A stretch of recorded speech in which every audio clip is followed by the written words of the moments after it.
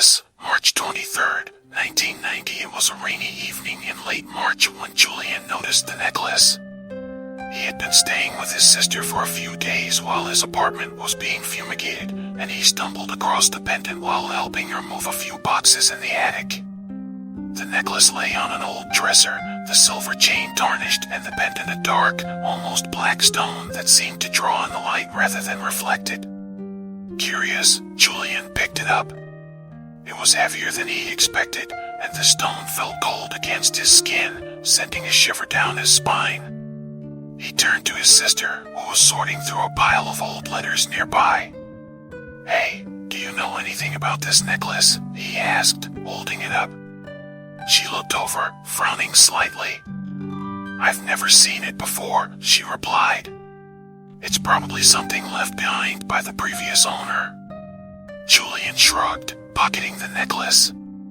He'd always had an eye for vintage things, and there was something about this piece that felt strangely familiar.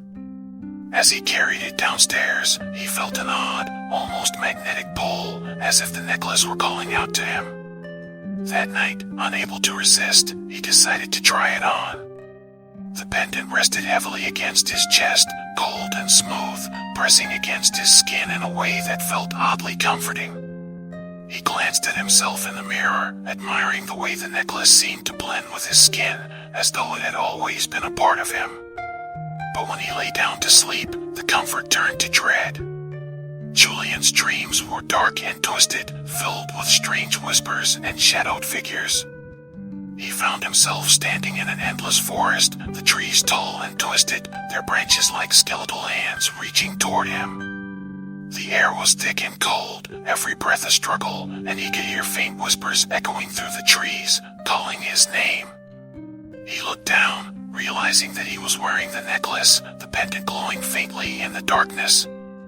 The whispers grew louder, filling his mind with strange, disjointed words, fragments of sentences he couldn't understand. He tried to turn back, to find a way out, but the forest seemed to stretch endlessly in every direction, trapping him. And then he saw it, a shadowed figure standing between the trees, watching him with eyes that gleamed in the darkness.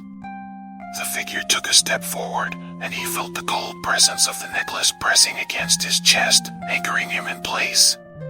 "Come closer," the figure whispered, its voice soft, almost hypnotic. He woke with a start, his heart racing, his skin slick with sweat. The necklace was still around his neck, the pendant cold against his chest, and he could still feel the weight of the figure's gaze lingering in his mind, filling him with a fear he couldn't explain. Over the next few days, the dreams grew more intense, more vivid. Each night, he found himself back in the forest, the necklace pulling him deeper into the shadows, the whispers growing louder, more insistent. The figure appeared each time, standing just at the edge of his vision, its presence a dark, suffocating force that left him breathless. He tried to take off the necklace, but every time he reached for it, he felt a surge of fear and inexplicable dread that froze him in place. It was as if the necklace were a part of him, something he couldn't remove, something that wouldn't let him go. His sister noticed his agitation, his hollow eyes, his sleepless nights, and asked him what was wrong. But he couldn't bring himself to tell her, couldn't explain the strange hold the necklace had over him. He told her it was just stress, work, the usual excuses, but deep down, he knew the truth. The necklace was changing him. One night, Julian decided he couldn't take it any longer. He grabbed the necklace, gripping the pendant tightly, and yanked it off, throwing it into a drawer and slamming it shut. He felt a wave of relief wash over him, as if a weight had been lifted from his chest. But when he lay down to sleep, the dream returned, more vivid than ever. He found himself in the forest again, the trees looming above him, their branches casting twisted shadows across the ground. The whispers were louder, almost deafening, filling his mind with strange, dark words that made his skin crawl. And then he saw it, the figure, standing closer than ever, its eyes gleaming with a cold, unfeeling light. It reached out a hand, pointing to his chest, and he looked down, his heart stopping as he saw the necklace around his neck, the pendant glowing with an eerie, unnatural light. The figure stepped forward, its hand reaching out, its fingers brushing against the pendant. A shock of icy pain shot through his chest, and he woke up gasping, his hand flying to his neck. The necklace was back, lying against his chest, as if it had never left. Desperation clawed at him as he tried everything to get rid of it.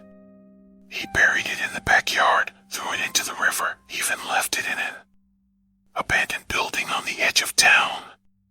But each time, the necklace returned, lying on his bedside table, waiting for him. And each time, the dreams grew darker, the whispers louder, the figure drawing closer. One night, in a final act of desperation, Julian decided to confront the necklace. He sat on his bed, holding it in his hands, staring into the dark, endless depths of the pendant. "Who are you?" he whispered, his voice barely audible. For a moment, nothing happened. The room was silent, the pendant cold and lifeless in his hands.